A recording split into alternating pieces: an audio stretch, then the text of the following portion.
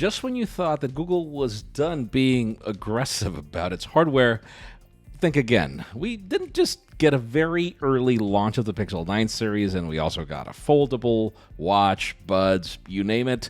Thing is, given how the company launched all these new devices extremely early, it's obviously left us wondering how it would handle its most popular series. Yes, since its inception, the affordable Pixel has always been the most popular, and it seems the design and feature changes might make it even more compelling. I'm Jaime Rivera with Pocketnow, and yeah, it's time for another deep dive, this time with the Google Pixel 9a.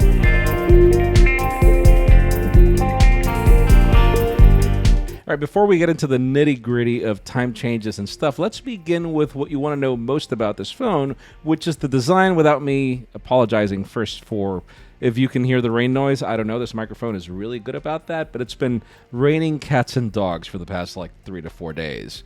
Anyways, leaked images have given us a glimpse of the Pixel 9a, and it looks like it will follow on the same design language trend that we saw with the 9 series. The phone is expected to have a flat set of edges and the flat back panel, giving it a clean and modern look. One noticeable change is that Google seems to have made the camera visor smaller, so it doesn't stick out as much as we had on other phones. This updated design has generally been well received with the Pixel 9 series, even though some have pointed out that it resembles an iPhone a lot. Overall, most of the community seems to like the refresh, so let me know what you think in the comments, because for me it doesn't really matter what it looks like, so long as it's great. Now, when it comes to performance, as expected, the Pixel 9a will most likely be powered by the Tensor G4 processor, following on the trend Google started with the Pixel 6a of using their latest chip on the A series. This should give the Pixel 9a solid performance, especially with AI features, which Google has been emphasizing on these newer devices. Maybe the bigger change is in RAM, given these AI tasks, with rumors hinting to a whopping 12 gigs. It pretty much would standardize the RAM across the series and making this device capable of Gemini Nano on device. Now, in terms of size and footprint, leaked photos indicate that the Pixel 9 will be similar to the Pixel 8a with a 6.1-inch display. For users who prefer smaller phones, this is great news, as 6.1 inches diagonal is the sweet spot for balancing compact and offering a comfortable viewing experience. The Pixel 8a featured an Octa display, which was a big improvement over the dim screens of earlier affordable Pixels. It's likely that the Pixel 9a will see a slight increase in brightness following improvements made to the Pixel 9 series, making the screen even easier to see outdoors. Now, battery life is another area where the Pixel 9a is expected to perform well. The Pixel 8a had a battery capacity of 4,500 mAh, and we anticipate the Pixel 9 will have something similar.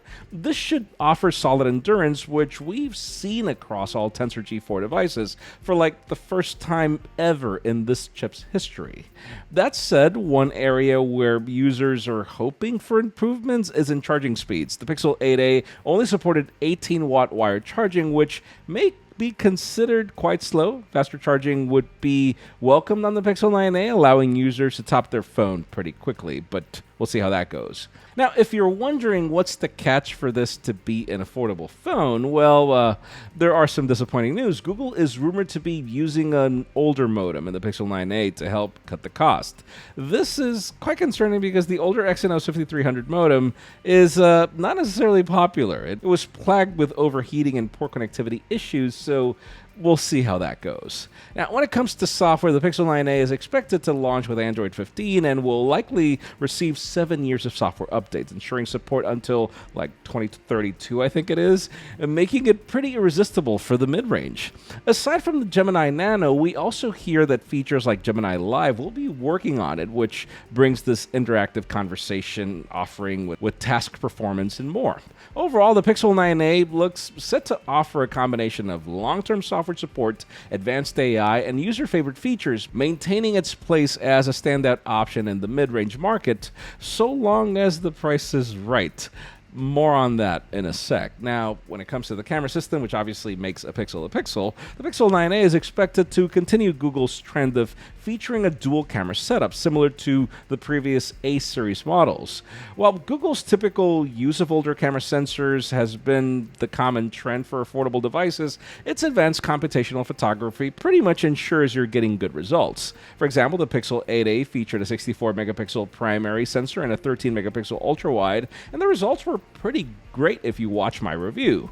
Now, the good news here is that this Pixel 9a is reported to bring the Pixel 8 Pro camera system, at least in the primary and ultra-wide, which, yeah, would be amazing at this price point. Now, we're not expecting more camera features than what we have on the Pixel 9 series, unless the company launches another Pixel drop or something. If we're honest, this A series has never been the spot for showcasing anything, so we're not going to hold our breath. I'm fine with what we've had so far. Like, seriously, this phone has been surprisingly great year over year, and not just for the price. Now, speaking of that, Google's increased the prices of the Pixel 9 series in 2024, so it wouldn't be surprising if the Pixel 9a followed suit with a slight price bump. We are hoping that the company sticks to the $500 range, as the Pixel 8a was an excellent value, but that was right after the Pixel 8 got more expensive, just to make them kind of make sense. So far, there's no indication that Google is planning to raise the price of the Pixel 9a, so we're keeping our fingers crossed that it remains affordable.